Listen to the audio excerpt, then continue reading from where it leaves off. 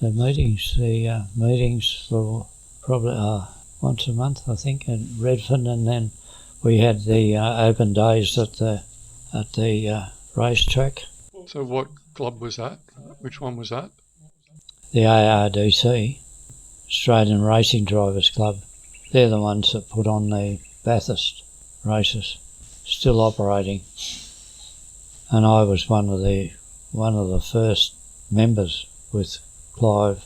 Clive became their official photographer, and Glen used to race. The promoter, Belf Jones, had the Austin 90, A90, and Glen used to race that in some of the races.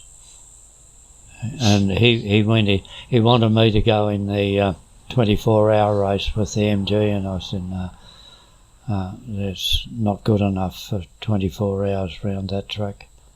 So he drove Belf Jones A90, and he's going along the straight at the bottom, and there was the old airstrip, and the wheel came off. So that was the end of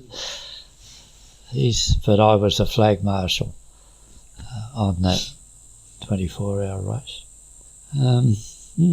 So what else?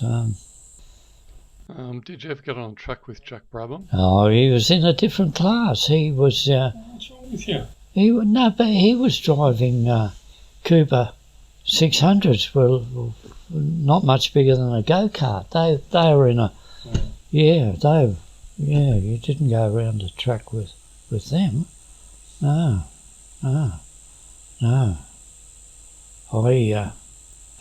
It was costing too much money for me. I didn't have the sort of money, you go through bloody tyres like nothing on earth.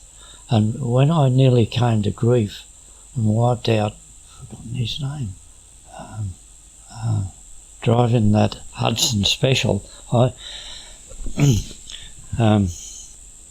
Hudson produced a race car in those days that looked like a Formula One in those days, the slope in and the big intake at the front, and he had this Hudson Special, and I missed my gear change. I was going down. It was a long sweep down from the pit straight, Newcastle corner, came round, and then it came down a big sweeping down and a hairpin bend down onto the airstrip. Fortunately, it was an airstrip because it gave him room to get away from me. And I'm going backwards, and he's got his fist up. He's big red-headed bloke. Actually, we became friendly. He had a service station or garage at Burwood, and I took the MG down for him to service and tune up. And he said, I don't know what you've done with it. He said, but I couldn't do anything with it. He said it was perfect. I used to tune the two carburettors by ear, and he said I couldn't improve on it. He said the only thing he did, he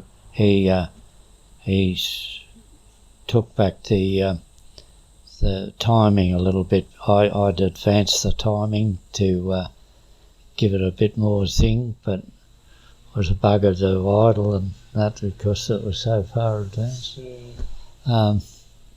He just brought it back to what it should be, and much smoother for driving around the town. No, he became very friendly, and he never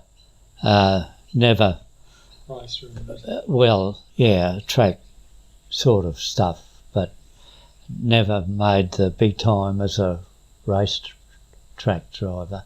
Not like Brabham. Brabham just went on. He went on. As soon as he got that Cooper Bristol away, he went.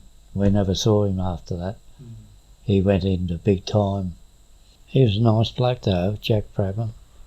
But after the track days that we used to have, and then they'd have the open race days, like the 24-hour races, and where all the racing drivers used to come. We'd all go on. Part of the racing circuit was this big old 2-story home, and it was like the clubhouse, and we used to have drinks and things there, and mixed with all the racing drivers. And of course Clive was right in amongst it all, being the professional photographer, and they were good days. We had a lot of fun.